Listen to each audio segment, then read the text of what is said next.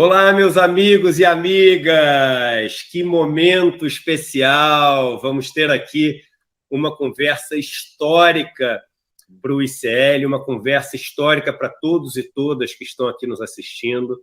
A gente vai conversar com um dos maiores intelectuais do mundo. Os seus cursos, as suas palestras têm sido assistidos literalmente por dezenas de milhões de pessoas. Ele é professor de filosofia política na Universidade de Harvard, nos Estados Unidos, e os seus livros são um enorme sucesso no mundo inteiro, já tendo sido traduzido para diversas línguas. E aqui no Brasil estão sempre no topo da lista de mais vendidos.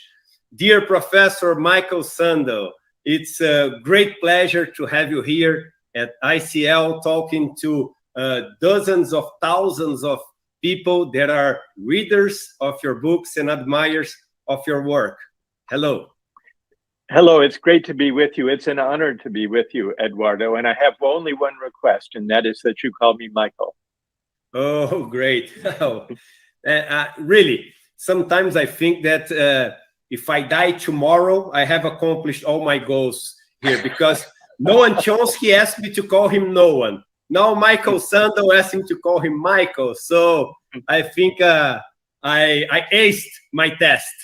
Dear Michael, let's start. Our conversation today will be mostly about your book, The Tyranny of Merit, in Portuguese, A Tirania do Mérito, What's Become of the Common Good, in Portuguese, O que aconteceu com o bem comum. But first, I would like to make a few questions about another book you have written, and in Brazil has been one of the greatest successes of all time, which is Justice. What is the right thing to do? Justiça, o que é fazer a coisa certa, da editora Civilização Brasileira. And in Brazil, we call the whole legal system by the name justice. And people use the expression, at least in Portuguese, like this is just or this is unjust, sometimes to mean legal, sometimes to mean fair, sometimes to mean appropriate. And I wonder if this is the reason why people disagree so much on what is and what is not just. Is justice something that necessarily make people better off? Is it something necessarily good? And what is justice, Michael? Well, you've begun, Eduardo, with one of the biggest questions in political philosophy. I would say that justice means giving people their due. This is how Aristotle defined justice. But as you say, Eduardo, people argue, we argue endlessly about justice, about what makes for a just society, about what counts as justice in the way we treat one another in personal life, in our personal lives, as well as in public life. The debates begin when we begin to try to figure out who deserves what and why. And so the question of what kind of treatment do we owe one another?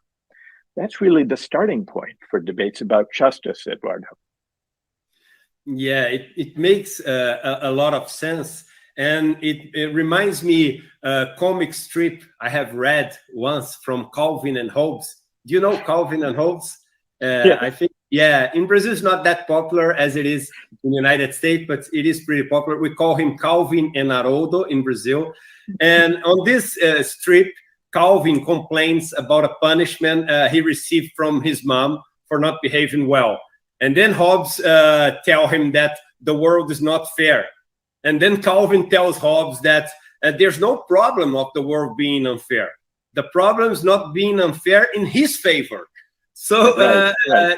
In this sense of justice that Calvin used on the comic strip, I see a lot of how people treat justice. That's something that is useful to promote when it's in their favor, but it's something that can be treated in some other way when it's not for their benefit.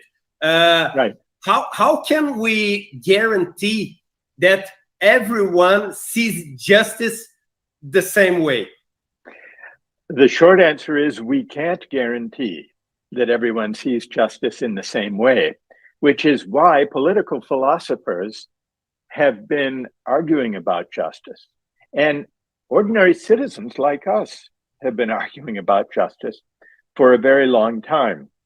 The Calvin and Hobbes definition that you just mentioned, Eduardo, goes back to the origins of philosophy in the Western tradition, because Plato begins by asking or considering the possibility that justice is simply whatever the most powerful person defines as being in his interest. And so in the dialogues of Socrates in the Republic, in his famous book, The Republic, there's a dialogue between Socrates and Thrasymachus. And Thrasymachus argues, much as Calvin and Hobbes suggest, that justice is simply defined by the powerful, whatever serves the interests of the powerful. And Socrates questions Thrasymachus about this and leads us, who are observing this dialogue, to see that justice can't only be about interests, can't only be defined by the most powerful. Justice is an ideal of the way to organize our lives together. It's an ideal of how we should treat one another. So it can never take its meaning from the interests of this person or that person, however powerful they may be. There is always a standpoint from which we can criticize, evaluate, assess existing laws, existing social and economic arrangements. And there's no guarantee we will agree once those debates begin.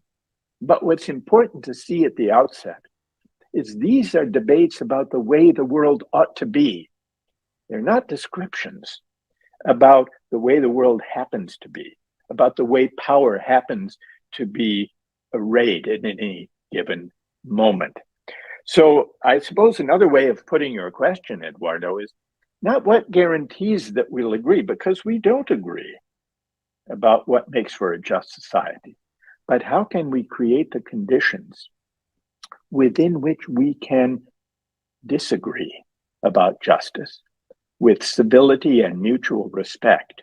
How can we create the conditions in our public life for reasoned debate and disagreement about what justice requires, and still regard those with whom we disagree as fellow citizens worthy of respect? That, I think, is the question we face today. It's a question for educators like us. It's also a question for democratic citizens.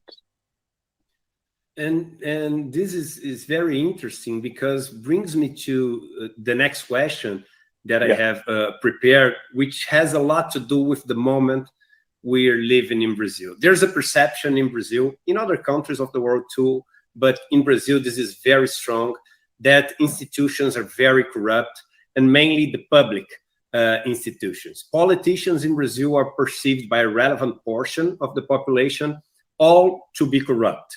And this has, in the recent times, strengthened the extreme right movements in Brazil that defend a rupture with this democratic system and a shift of power to the armed forces and to the police, and also to an authoritarian regime. Right. We have a very sad past of dictatorship regime here in Brazil. Why so many people still in 2022 believe that the armed forces, the police, will make like a more just country where people could like all be defended, protected, and agreeing on how the world should be? Well, this is an enormously important question, especially for the current moment. And while it's true, Eduardo, that Brazil has a history of military governments, but now has been in a democratic era, it's also true that other democracies around the world now live under the shadow of authoritarian possibilities. We've seen that in the United States with Trump and with his refusal to acknowledge the results of the election and the invasion of the US Capitol on January 6th, the violent assault on the Capitol. So I think we all have to take seriously the threat to democracy posed by authoritarian possibilities. And that means we have to ask ourselves the question, Eduardo, that you just raised. Why is it that many people are drawn to a kind of authoritarian alternative to democratic life, democratic institutions? I think one of the reasons is this. Democracy, even at its best, is a messy and uncertain way of governing ourselves, because democracy welcomes and depends upon disagreement. It depends upon the idea that citizens like us, who disagree about big moral questions, who disagree about how to deal with inequality, who disagree about what it means to respect basic rights, who disagree on questions such as what do we owe one another as fellow citizens. These disagreements can often seem impossible to resolve. And so it's tempting to seek a way of governing ourselves that overcomes the tumult and the uncertainty of democratic disagreement. And this hunger for a kind of authoritarian alternative is strengthened at a time when there is corruption in government and when there are deep and persisting inequalities. It's also tempting at a time when public discourse, democratic discourse, seems empty and hollow, which it has been in our societies in recent decades. And so part of what concerns me is how to invigorate the terms of democratic public discourse so that democratic citizens feel engaged, feel that their voice matters, and feel that public debate is about big questions that matter, including what does it mean to seek a just society? What should we do about rising inequality? What should be the role of money and markets in a good society? What do we owe one another as fellow citizens? I think democratic citizens everywhere want public life to be about big questions, including big ethical questions such as these. And when we have a narrow, hollow public discourse that fails to address these big questions, that leaves citizens feeling disempowered, then I think we open the way toward narrow, intolerant answers to those questions of the kind that are offered by authoritarian right-wing populist figures such as we have seen in recent decades. So I think there is a genuine danger. And the only way of addressing that danger is to deepen and enrich and to make the public discourse so that it really does address big questions that citizens care about. Perfect. And we're gonna now start talking about this book. And this book really was a shift in my way of seeing one of the themes that I have most talked about in my life, which is meritocracy. Because I have always debated meritocracy as something that we should find a way where it could be implemented, and we should find a way to guarantee that we could make it like the main foundation of a just society. And then when I started reading your book, you make like a question that should come first, which is a society that lives an utopic, perfect, meritocratic system, is that society a good society to live in? Is a society where those who are in the top really, really far away from those who are in the bottom, like a society that because you have a reason, you have an excuse, you have a motive for those who are in the top to be in the top, that society would be a good society for everyone to live? So I would like to start with this question. Is meritocracy like a formula that would make a society where everyone will be better off than they are today? Well, I'm intrigued, Eduardo, by your suggestion that the book challenged your own meritocratic convictions. And I'd like to hear a little bit more about that. But let me see if I can guess why you held those convictions, at least initially. And then we can talk about whether meritocracy is an adequate ideal for a good society. In many ways, meritocracy is a very attractive, even liberating ideal. Because if the alternative way of distributing income and wealth and power and opportunities and social roles is a hereditary aristocracy, then meritocracy seems like a much more fair, much more equal system. Or if the alternative is a system of nepotism and corruption and clientelism, if that's how opportunities are distributed, then assigning social roles on the basis of merit seems like a welcome alternative. It seems like a way to equality. The only alternatives are nepotism and corruption and clientelism. So I see the force of that. And yet, even if, here's the paradox, I think, you'll tell me if you agree or disagree, Eduardo, even if we could achieve a society where everyone started out at the same starting line, and then the race began, even if we could achieve that, would we have a just society? Would we have a good society? It seems to me we wouldn't, for a couple of reasons. First, if we think of social life in the image of a race, that already accepts that there will be winners and there will be losers. It accepts that the winners, provided the race is fair, the winners will be able to think of themselves as deserving their winnings. And by implication, the losers will have to think of themselves as deserving their fate. But do we really want to think of social life in that way?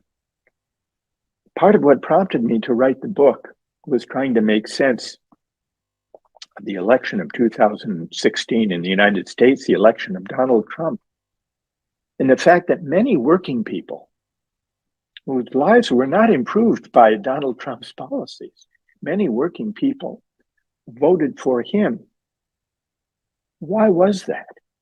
A lot of it had to do with the sense that elites were looking down on ordinary working people. Educated elites, highly credentialed elites, professionals were looking down. Why was this? I think one of the reasons, and I think this is a legitimate grievance, a legitimate complaint, one of the reasons for this is that in recent decades, those who've landed on top have come to believe that their success is their own doing, the measure of their merit, and that they therefore deserve all the benefits the market bestows upon them. And by implication, that those who struggle must deserve their fate too. Now, this way of thinking about success, Eduardo, reflects the meritocratic ideal. And it leads to a kind of hubris. I call it meritocratic hubris among the winners. It leads the winners to forget the luck and good fortune that helped them on our way, that helped us on our way. It leads us to forget our indebtedness to those who make our achievements possible. Family, teachers, community, country, the times in which we live. So if the meritocratic ideal depends on the idea, encourages the idea that we are self-made and self-sufficient and therefore deserve the winnings of the race, then meritocracy, we see that meritocracy has a dark side. It's not as liberating as it might first appear. It's not the friend of equality that it might first seem, because now meritocracy becomes not an alternative to inequality, but a justification for inequality. And this is how I think meritocracy has become corrosive of the common good, of the sense that we are all in it together. And this, I think, has fueled the anger and the resentment, the grievances and the frustration that lead many of our fellow citizens in Brazil and in the United States and in democracies around the world to be attracted to authoritarian right-wing populist figures who speak to the anger and sense of grievance that people feel when they believe that the contributions they make to the economy and to the common good are not respected or recognized, that elites are looking down on them. Well, what do you think of this critique of meritocracy and this diagnosis, Eduardo? It makes a lot of sense, and the reason why it touched me like so in the target was that I participated a lot on the political debate. I gave speeches on the Congress in Brazil when they were discussing the pension reform in Brazil. And I used to tell the guys, I say, we cannot leave those that came before like behind with, with no social protection, because the roads where we ride our cars, the light that is lighting up like this room, like the walls of the house where we're in, were built by those who came before, and we're only able like to learn what we learn, to do the professions we do now, because some people like helped to build an infrastructure, to build like a set of knowledge, a set of possibilities that we now use. So we have to, we have to retribute to the common good. We have to understand that different from other species on Earth, we are species that a new generation always start from where the last generation left. All the other species have to start from scratch, to start from zero. So we depend on like on the common good. And if we only think, because the government, the people, the market people, they were defending that we should only have the capitalization regime, which is you save, and at the end of your life, your retirement is the much you saved. So no one helps anyone, you know. And I was against that. So when you ask that question, but wait a minute, you're not questioning the competition. You're still in the competition mode. And that's so hard, Michael, because from the first years of school, at least here in Brazil, I studied in the United States. I went to high school in the United States. You're already competing. You learn to compete. So the paradigm where we live in from the first years of our life is the paradigm of competition. There's a program in Brazil, supposedly like a philanthropic, like a very nice program, which I couldn't disagree more. Which some of the wealthiest guys in Brazil, they go into the slums, the poor people in Brazil, and then they give tests, IQ tests, to the poor people. And then those who get the best results on the IQ tests, they pay for their schools, they send them to Stanford, Oxford, Harvard, and then they come back to Brazil and they hire them on their companies. I think this is, this is cruel. This is because can you imagine living in a slum and then doing a test, which is maybe the only chance in your life to leave that like a very, very sad situation of your life, and then you fail this test. You're left with the sensation that you're not worth anything. So that's why your book touched me so deep, and it makes so much sense for me. But the challenge is how to exit this competition paradigm, which we learn to live in from the very first years of our life. We do begin to, we learn from the first years of our life to live in this way. I have a story in the book about a math class I was in when I was, maybe 15 years old. And I think it may have been a geometry class or an algebra class. Do you remember the story where after each exam and each test, each quiz, the teacher would announce a new seating plan in the classroom, because the first 3 rows in the classroom of desks, we were assigned on the basis of our grade point average as of that moment. So the person with the highest grades in the math class sat in the first desk, and those with the second highest grade sat in the second desk and the third. And the result was there was tremendous suspense, anxiety, competition, because this was made public even. So if I didn't do so well on a math test, I might be personally disappointed privately, but it was also known publicly, because maybe now I had to sit in the third desk rather than in the second desk or in the fifth. So the way we educate young people cultivates this idea of competition. Now, the role of education here and of educational opportunity is a complicated thing, because I don't want my critique of meritocracy and my critique of making universities sorting machines for a market-driven meritocracy. I don't want anyone to misunderstand. I think encouraging young people to get a university degree is a good thing. I've spent my entire life in higher education. I think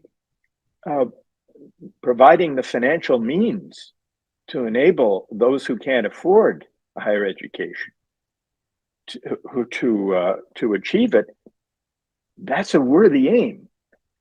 But what I'm criticizing is converting higher education into a sorting machine for a market-driven meritocratic society. I don't think that's good for those who failed the tests. I don't think it's good for those who succeed in the tests, because it creates, and we see among young people, and we see it in the United States, in many Asian countries that have very high stakes testing for admission to top universities, we see tremendous levels of mental health and emotional problems among young people, including anxiety and depression and very high rates of suicide, because the entire educational system is converted into a competition for access to a decent life. That's the problem. That's what we need to reconsider. And I think this converting higher education into a sorting machine is also damaging to universities themselves, because it distracts us. It diverts us from the intrinsic goods that higher education should serve, enabling young people to reflect on their lives, on their society, to figure out how they can contribute best to that society, what careers are most in line with their capacities and their passions and their dreams. Cultivating the love, the intrinsic love of learning and of reading and of discussing and exploring the humanities, the liberal arts. These intrinsic goods of higher education are crowded out if we focus too single-mindedly on turning universities into the arbiters of success in a competitive, market-driven, meritocratic society. So I think we need to reconsider the role of higher education. We need to recover the intrinsic value of teaching and learning and developing oneself and exploring life possibilities in relation to history and literature and philosophy. And we should not allow the practical and the competitive aspects of meritocratic life to crowd out and to corrupt those intrinsic goods. It makes a lot of sense. And now I want to ask you a question about something that doesn't make a lot of sense to me, which is the fact that we live in a country here in Brazil where inequality reached its most scary levels in the world. Literally, in some rankings, we are number one in inequality in the world. For instance, income inequality in the world, we're number one. And social mobility in Brazil, it's also one of the lowest ones in the world. There's a report called A Broken Social Elevator from OECD that shows Brazil as the one position before the last one in terms of social mobility. We only lose to Colombia. In Brazil, usually takes 9 generations from the people that are born in the 10% poorest people to reach the medium income in Brazil.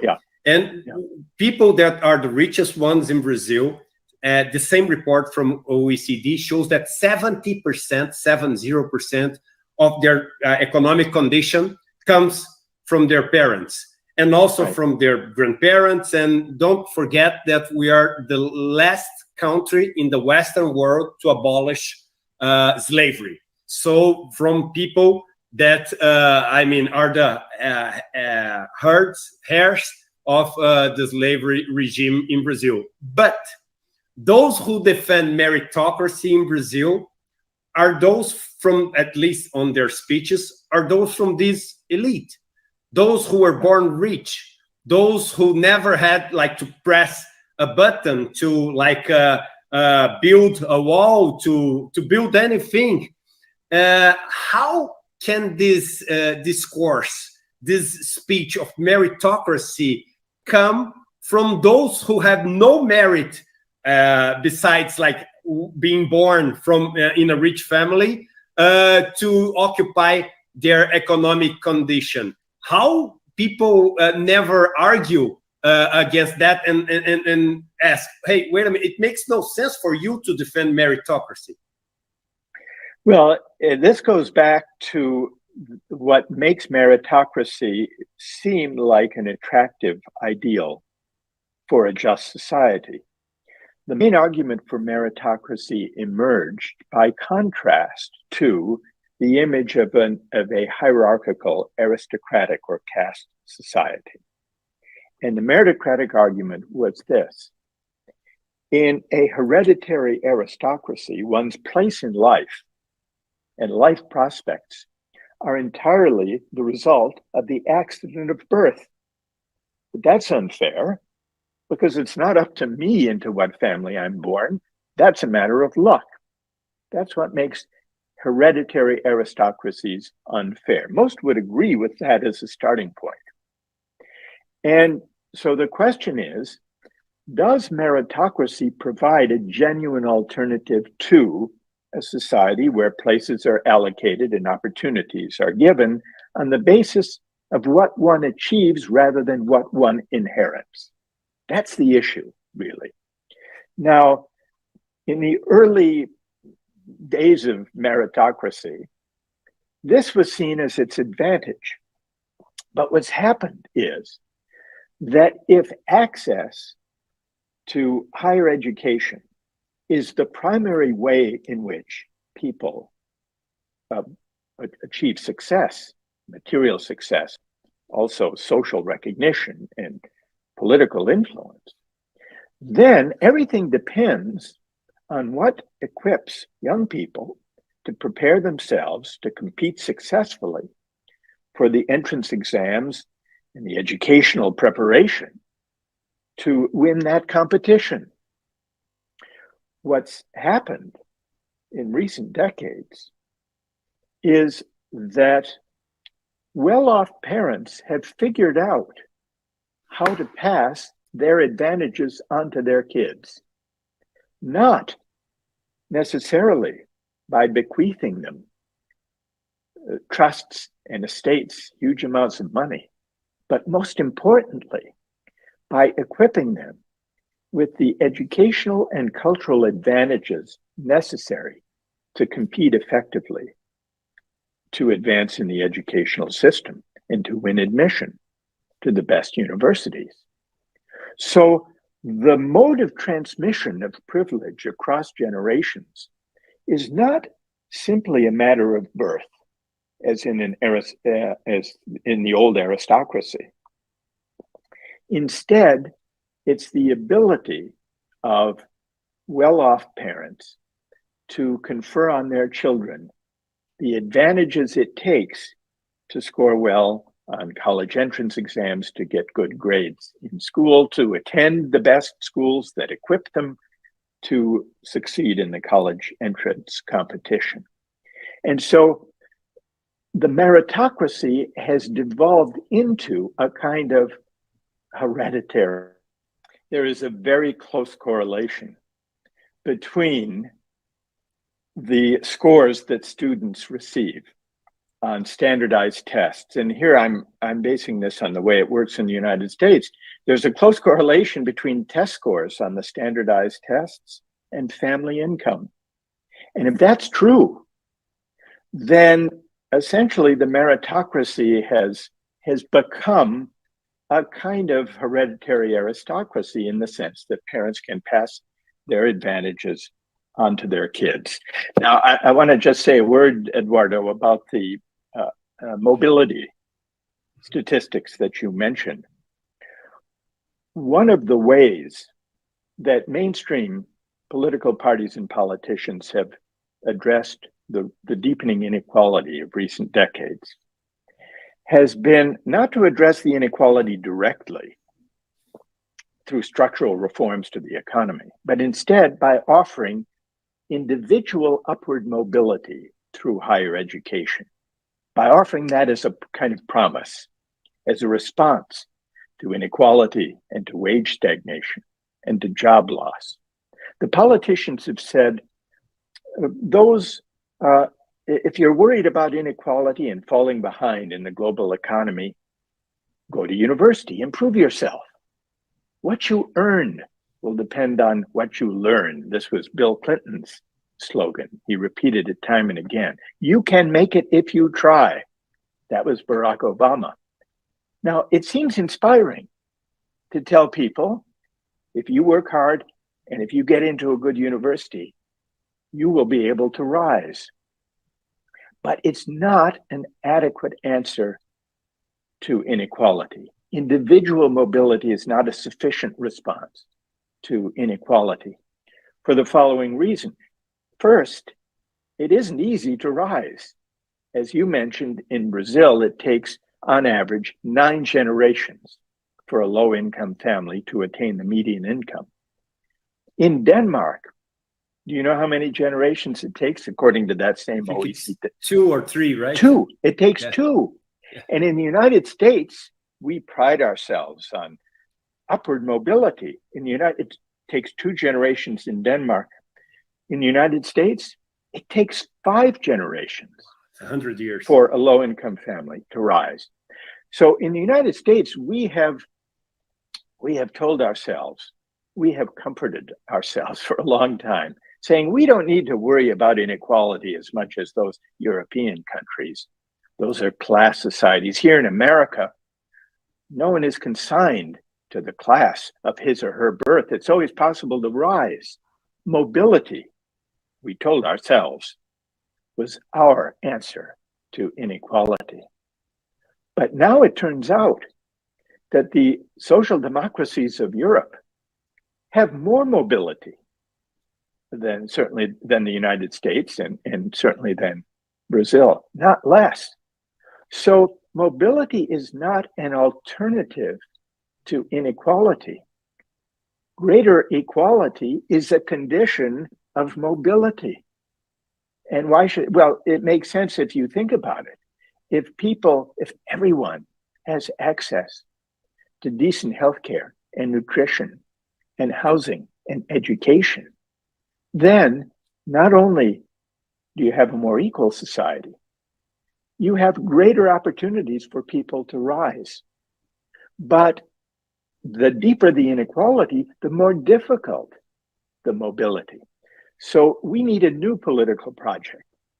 We need to respond to inequality not simply by telling people to improve themselves by competing for a place at a top university. Good luck to those who can achieve that. But for most people, and we need to remember that most people don't have a university degree, not in Brazil, not in the United States, not in Europe. Most people do not have a university degree.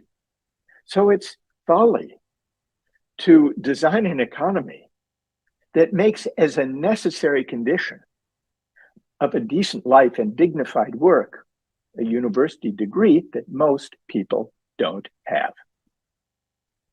Yeah, in the book that I wrote called What the Owners of Power Don't Want You to Know, I was trying to see if there was some around here, but there's not.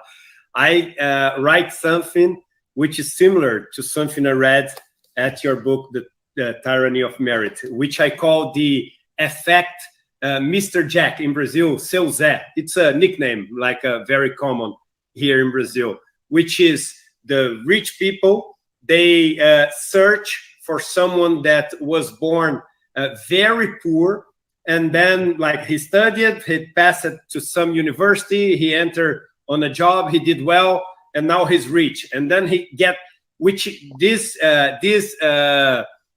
example, which is statistically irrelevant, but they get this example and say, see, if you want, you can make it. He studied hard, he worked hard, and now he has a good life. So the problem's not the system, the problem is you. But in Brazil, most of the poor people, they work 50, 60 hours a week. They spend like 3 to 4 hours a day on public transportation. They're the ones that produce wealth on the fabrics and on the fields. But this is not considered merit because they don't see their life getting better off. And the problem is the left wing, not only the people, the conservatives, the right wing, but the left wing politicians, they seem to have adopted the meritocratic paradigm as a given. So yes, their discussion is that we're not given the right conditions for a meritocratic world, but they don't question the meritocracy. Do you see that? I saw in your book, but you see that too, right? It's kind of like the left, the progressive politicians, they fell in the trap of meritocracy. Yes, and this is a major theme of my book. I am critical of mainstream parties and politicians of the center left and the center right for just this reason, Eduardo, because in a way it goes back to the 1980s when Margaret Thatcher and Ronald Reagan won office, arguing explicitly that government is the problem and markets are the solution. They offered a vision of unfettered laissez-faire capitalism as the solution. Now, even when they were succeeded on the political scene by center-left parties, by Bill Clinton in the United States, by Tony Blair in Britain, Gerhard Schroeder in Germany, what these center-left parties did was they did not challenge the fundamental premise of the market faith of the Reagan-Thatcher years. They did not challenge the assumption that markets and market mechanisms are the primary instruments for defining and achieving the public good. They did not challenge it. They accepted, and they consolidated that faith. They softened its harsh edges by trying to strengthen the safety net somewhat. But mainly what they offered was a greater emphasis on meritocracy, on mobility. I call it the rhetoric of rising. And they took as their political project perfecting the meritocracy so that the race would start, so that everyone could start the race at the same starting point. They didn't question the idea of society as a race. Another metaphor to see what they missed is the image of a ladder. What they offered is a political project, and by they I mean the mainstream center-left parties in most Western democracies. They said, we will help everyone have an equal chance to clamber up the ladder of success. But they didn't notice, or they didn't deal with the fact that the rungs on the ladder were growing further and further apart. So theirs was too limited a political project and an inadequate response to the deepening inequality. And so what we need now, I think, is an alternative mission. I think in particular, center-left parties need to rethink their mission and purpose, because what's happened in the absence of an effective response to inequality, and what's resulted from their rhetoric of rising, is that working people have been alienated from center-left parties and have been led to embrace right-wing authoritarian populist figures who offer hyper-nationalism, hostility to immigrants. And the center-left parties wonder how this happened. One of the reasons it happened is that they missed an insult that was implicit in the rhetoric of rising. They said, we're offering a more fair starting point for everyone. So why shouldn't low-income voters be in favor of that? Why shouldn't working people be in favor of that? But here's the insult they missed. If your main response to inequality is, say, improve yourself, go get a university degree, the insult is this: if you don't have a university degree, and if you're struggling in the new economy, your failure must be your fault. That's the insult implicit in a single-minded focus on the rhetoric of rising, on meritocracy and mobility as an answer to inequality. And so it's no wonder that by 2016, the Democratic Party in the United States, the Labour Party in Britain, the social democratic parties of Europe were more attuned to the interests and the values and the outlook of the professional classes, the credentialed classes, the well-educated classes, than they were to the interests and outlook of the working class voters who once constituted their base. And we saw this. We saw the divide in the vote between those with and without a university degree in the election of Trump. After one primary election victory, Trump said famously, "I love the poorly educated." He understood this. The educational divide in politics was created in large part by the center-left parties missing the insult they were delivering to working people. And it isn't only a matter of inequality and wage stagnation and job loss, because what they missed was they didn't see that work is not only about making a living. Work is also about honor and recognition. It's about the ability to contribute to the common good and to be recognized and honored for having done so. And when people feel that the work they do on those long rides, as you mentioned, Eduardo, on the buses or on the subways to work, and the hours that they work. When people feel that the work they do and the sacrifices that they make are not honored and respected and recognized by the wider society, when all the prestige goes to hedge fund managers or those who work in speculative finance, then there's something deeply demoralizing about that. And the sense of social exclusion runs deep. This, I think, not only the inequality in economic terms, but the lack of recognition and honor and appreciation leads to the resentment, to the sense of humiliation that makes right-wing authoritarian populist figures attractive, because they run against, they criticize these elites, and they offer a kind of pride. It's a false pride in the end, but they do offer a kind of revenge against the elites that becomes very attractive to people who rightly sense that elites look down on them. It reminds me a book from Dostoevsky that I read, I don't know the name in English, but The Memory from the House of Death, something like that.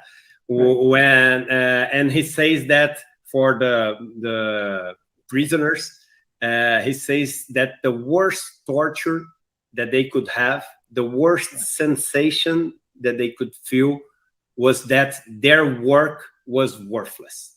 They would work, and that would mean, nothing. It was not recognized. It was not something that would come back for them. And that was the worst torture that could happen to someone. So that's exactly it captures this theme. And what it suggests, Eduardo, as an alternative political project, because we need, after all, to think that through. Mm-hmm.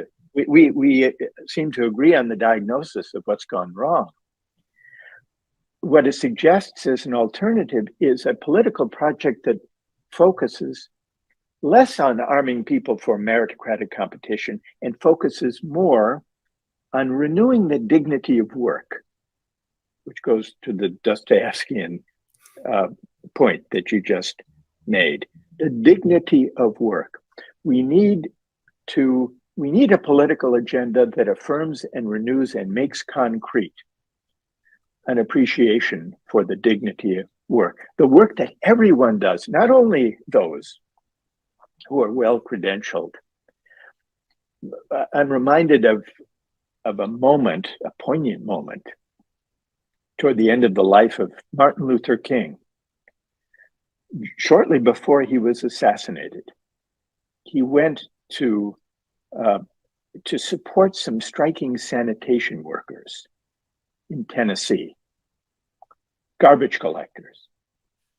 And what he said to them was this. He said, the person who picks up our garbage is, in the final analysis, as important as the physician. Because if he doesn't do his work and do it well, disease will be rampant. And then he added this. He said, all labor has dignity. This was Martin Luther King. He understood the dignity of work. It was not only about the money and the money it takes to support a family. It was also about honor and recognition. Now, here's one possible source of hope. During the pandemic, I think the importance of the dignity of work perhaps came closer to public attention. The pandemic, in many ways, highlighted inequalities that existed before the pandemic. One of the most vivid of those inequalities was the divide between those of us who, during the pandemic, could do our jobs from home, and those who either lost their jobs or who, in order to perform their jobs, had to expose themselves to risk for the sake of the rest of us. So I'm thinking here, for example, not only of those who were working in the hospitals, caring for COVID patients, but think of delivery workers, grocery store clerks, home healthcare workers, nurse assistants, childcare workers, truckers, truck drivers. These are not the best paid or the most honored workers in our societies. And yet, during the pandemic, we began calling them essential workers, key workers. And we would even applaud for them sometimes at the end of the day. So this could be the beginning or an opening of a broader public debate about how to bring their pay and recognition into better alignment with the importance of the work they do. And there's no guarantee that this will happen because the pandemic may recede and we may go back to business as usual. But noticing whom we were relying on most during the pandemic, I think could be a starting point in a very concrete way for a broader public debate about how to renew the dignity of work. Great. We're reaching the end of this great conversation. I could be here like learning with Michael for, hours and hours, but I'd like to finish with one biblical parable, which always brings uncomfort for people who reads it today, because it's a provocation about this market logic that we have, which is the parable of the vineyard workers, where you have a landowner that he hires men for a day of work.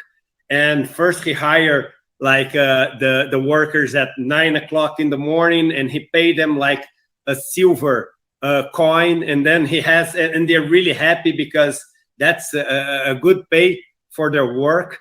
And then he hires some workers at noon, and then at 3 o'clock, and then at 5 o'clock. And at the end, he pays for everyone like one silver coin, which is something that was very well paid for their work. And on the beginning, everybody was happy about that. And then at the end, when they learn that the other ones who worked less received the same thing, they question him and say, hey, wait a minute, but they work less, we work more. So where's the meritocracy on this? And he said, hey, you were all happy about this, and this made you all with enough for what you needed and what you wanted. It's not exactly like that, the parable, but I'm putting conceptually. Right. So this seems to me like an ancient provocation about the concepts of justice and meritocracy. And it's so important that today, like 2,000 years after, we are still able to provocate these discussions and maybe understand that there has to be something beyond competition to make this world a better place for all of us to live. I always say that if you are someone that do your duties, you do the best you can for the common good. Right. The world must assure you have the conditions to live a life with dignity, a decent life, and a life that has all the possibilities to be like a happy life. So I pass to you for a final message. And also, if you want to make a comment about this biblical parable, because I think it's so interesting to have 2,000 years ago, a provocation like that to meritocracy. Well, what it suggests, Eduardo, and I love the parable, is that we, as human beings, have been struggling with the question of justice and debating the meaning of justice for a very long time. We've covered some really big themes. We've talked about work. We've talked about the role of education. We've talked about meritocracy and about justice, and the long-standing debates about what justice consists in. Now, the subject I teach is philosophy, and a lot of people, when they think about philosophy, think that philosophy resides in the heavens, far beyond the world in which we live. Philosophers are people with their heads in the clouds, it's often thought. But I see philosophy differently. I think philosophy should reside in the city, where citizens gather and reason together about the common life they share. And I'm reminded of a very concrete experience I had in Brazil when I was able to travel to Brazil before the pandemic. On one of my visits to Rio, I visited a favela, Complexo Alemão, and I was taken to a community center there where I met with a group of maybe 25 or 30 members of the community, many of them young people. And we had a dialogue, a discussion about their lives as they relate, those lives relate to big questions of justice, citizenship, self-government, having a voice in shaping the forces that govern our lives, the threat of violence, which was a constant presence in this community. And what struck me, Eduardo, and I know you've had similar experiences, what struck me engaging in this dialogue, especially with young people in the favela, was they were doing philosophy. For them, philosophy does not reside in the clouds or in the heavens. Debates about what makes for a just society, about how to contend with inequality, with violence, about what it means to seek the common good, about what it means to raise young people, what sort of education we should give our young people, and how they should look upon their fellow citizens and think about our mutual obligations.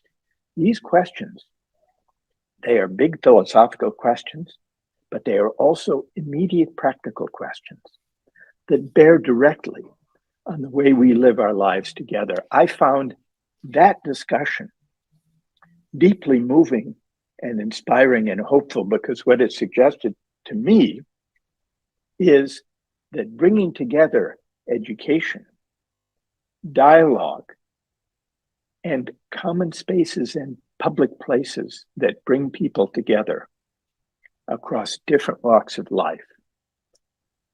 This is the hope for democracy. Democracy is not only about voting every 4 years or 5 years. Democracy depends on nourishing arenas for civic education and dialogue and debate, learning the art of democratic discourse, learning the art of listening to one another, even where we disagree. So we began this conversation, Eduardo, discussing what justice means. For me, a just society is a society like that, a society where we don't agree on everything, but where we begin to cultivate the habit and the capacity to deliberate together as equals, as democratic citizens about the common good. The education project you've launched, it can be a powerful source for this kind of society. And so I really feel honored to be in dialogue with you and to celebrate the project that you have launched, Eduardo. Thanks so much. And people, this is a book you all should read. We have like a surprise for you in a moment, but this is a book you all should read. It's like it's a life changer. I can tell you it's a life changer because our life is programmed in this competition mode since the very early stages of our life. And this will make you question some certainties you have about your life. Thank you so much. Now, Professor Michael Sandel, and please keep the good work and keep writing, because I need to read your new books. I have written all the others, so I need new books from you to read, okay? Thank you very much. Thank you, Eduardo. Thank you so much.